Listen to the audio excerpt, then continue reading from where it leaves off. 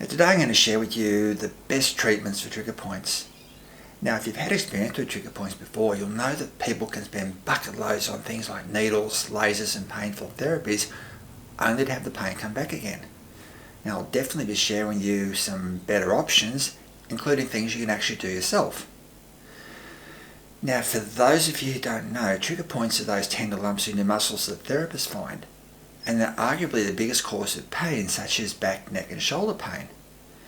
Now looking at your treatment options, the obvious considerations are things like cost, pain and whether you like needles. But the main thing should be how effective they are. Now normally to find this out, all you need to do is look up the clinical trials and see which gives the best results. Now there's a problem though. Now there's been maybe 20 to 30 relevant clinical trials. Now going by their results, effectiveness wise, there's not much difference between the main professional ones like needles, lasers and painful pressure therapies. Now unfortunately though, these trials are usually deliberately misleading to the point of being practically useless. Now that's because they just test whether therapies relieve the pain, but not whether they actually get rid of the trigger points. Now this might seem like a really serious oversight, but it's actually really common and straight out of the drug company playbook. Now what happens is that, say, laser makers sponsor some researchers. Now the researchers will get people with painful trigger points and give them, say, 10 laser treatments. Now the researchers measure the symptoms, but very conveniently don't check whether the trigger points are still there. So as long as the patients feel better after their 10 laser treatments, the researchers can write up the trial as a success. Now what happens then is the sales reps for the laser companies take these trial results and tell treating professionals that lasers are a proven therapy. Now the professionals buy the lasers and start giving patients 10 sessions of laser, thinking that they're providing scientifically proven, evidence-based therapy. Now I hope you can see the problem. The trigger points are still there, so the pain eventually comes back. Then it's off to get another 10 sessions of laser. Now what happens then is, like most conditions, the longer the trigger points are there, the more entrenched they become. So in this cycle, they eventually go downhill and end up constantly being on pain medication. Now, as a chiropractor for over 27 years, I see a lot of people at the bottom of this downhill spiral, and it's not a lot of fun. So I'd like to share with you a much better way. Now I'll get to the actual treatments, but so you can do this effectively, we need to go through a bit of background, in particular what trigger points are and why all those treatments fail. Now we obviously don't want to be doing the same thing. Now we'll start with what trigger points are, the symptoms you might have and how they're diagnosed. Now trigger points are those tender lumps in your muscles that therapists find, and as I said, they're arguably the biggest cause of musculoskeletal pain syndromes such as back, neck and shoulder pain. Now, the symptoms of trigger points are easy fatigue and muscle pain, which often increases with activity. Now there'll be muscle tightness, which can cause reduced flexibility, but can also lead to secondary problems with the tight muscles tearing or becoming painful where they attach. Now tennis elbow is a good example. Now, as this chart shows, trigger points refer pain, and this can mimic a host of conditions including headaches and sciatica. Now lastly, with pain, fatigue and disrupted sleep, that can also cause feelings of being run down, plus emotional and psychological problems. Now, trigger points are diagnosed by examining your muscles, looking for the characteristic tightness and tender lumps which shoot pain when you're pressing them. Now professional therapists will be able to find them in about 2 seconds flat. On the other hand, they don't show up in medical or laboratory tests or imaging, so a doctor will do a battery of tests and won't find them. Now let's look at what those lumps actually are. Now this is really important for understanding why those courses of therapy don't get rid of the problem and how we can deal with them properly. Now, as this diagram shows, those lumps in your muscles are actually a combination of muscle spasm, muscle tightness, reduced blood flow and a build-up of waste products, all locked in what we call a positive feedback loop.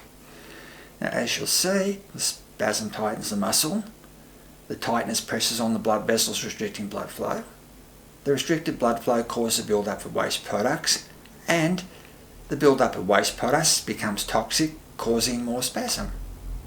Now it's a bit like what happens when you put a microphone in front of a loudspeaker and you get an almighty squeal. Now with that in mind, let's look at why those treatments fail long term.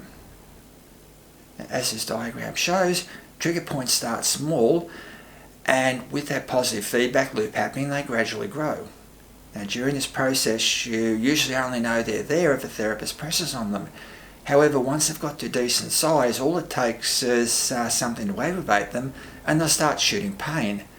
Now the technical name for this is called activation.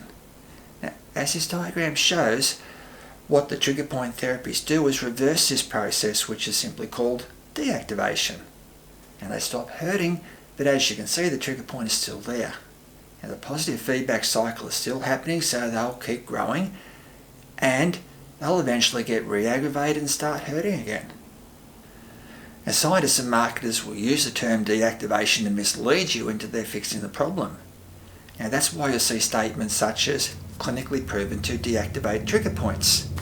Now if there's any doubt in your mind that trigger points are still there after your course of needles, lasers or whatever, let me share with you results of a trial where some of the best PhD trigger point scientists in the world did 12 weeks of very extensive trigger point therapy, and 2/3 of the trigger points were still there. Now this chart shows the results. Now if the best in the business did that and eliminated only 1/3, your typical courses of therapy from a professional will barely make a dent in your trigger point population. Now while our trials showed that most of your courses of therapy are little long-term benefit, they do give us some valuable clues about what the most effective trigger point therapy is. Now the key is that 12 weeks of extensive therapy did relieve the pain and eliminate 1/3 of the trigger points. Now this suggests that if you continue effective therapy, you'll eliminate more and maybe get rid of them altogether. So with that in mind, the best therapy is one that's effective, but also needs to be something that you can do at least some yourself, otherwise it'll be very expensive and very time consuming. Now when looking at what's effective, I've got 20 to 30 clinical trials of various therapies, but as I said, they aren't much use because all I measure is symptom relief. Now what I've had to do is dig a bit deeper to look at what trigger points are and how the therapies work. Now, as we've seen, trigger points are a mixture of muscle spasm, tightness, reduced blood flow and the build-up of waste products, all aggravating each other, forming a positive feedback loop. Now what trigger point therapies do is target part of that loop to slow or stop the cycle. Now this can be any part of the loop, which is why we have so many different trigger point therapies. Now if we use massage as an example, it helps increase blood flow, remove waste products and relaxes muscles. Now that's attacking 3 parts of the loop, which is why massage is a very good therapy. So what's the best therapy? Now all the scientific info I could find and my 27 years of experience as a chiropractor point to one standout therapy, and that's vibration massage. Now for effectiveness, we've found them to be brilliant in clinic, with the main reason being that vibrations in the therapeutic range have been scientifically proven to attack all 4 points of the feedback loop. Now they're proven to neurologically disrupt spasms, and it's proven to relax muscles, it's proven to increase blood flow, and the vibrations will help pump out the waste products. All you need to do is sit the head of a vibration massager over the trigger points and the vibrations will penetrate, basically dissolving the trigger points. Now there's no needles and no pain. Now the beauty of them is that someone like myself shows you where the trigger points are, and you've got a proper vibration massager, you can just as easily hold the machine there yourself. Now I've seen that 12 sessions of therapy got rid of a small number of trigger points, so to get rid of all yours might take 50 or 100 sessions. Now if you had to get 50 or 100 sessions of professional therapy, that's a serious imposition. But if you've got one of these, you just need to spend a few minutes each day, so it's no big deal. That said, I'll share with you my simple strategy to get rid of your trigger point problem for good. Now the first is that although you'll be doing a lot of therapy yourself, I still recommend you consult a professional. Now trigger points are often part of a more complex musculoskeletal problem, so you'll want a university trained professional who deals with that sort of thing, such as a chiropractor, osteopath, or a specialist physiotherapist. Now, as well as handling any big picture issues, he or she will be able to help you find the trigger points and make sure you're doing a self-treatment properly. Now, the next obvious thing you'll need to do is look at minimising anything that causes or aggravates your trigger points. Now, some will be obvious. Now, they'll be the things that hurt. But there can be things such as biomechanical issues. Again, a good professional can help you with these. Now finally, there's the regular effective therapy you can do yourself at home. Now I've placed links to the info you need in the description, but as I showed before, it's basically really simple. Now just say I'm a tradesperson or use a computer a lot and I've developed trigger points in my forearm muscles.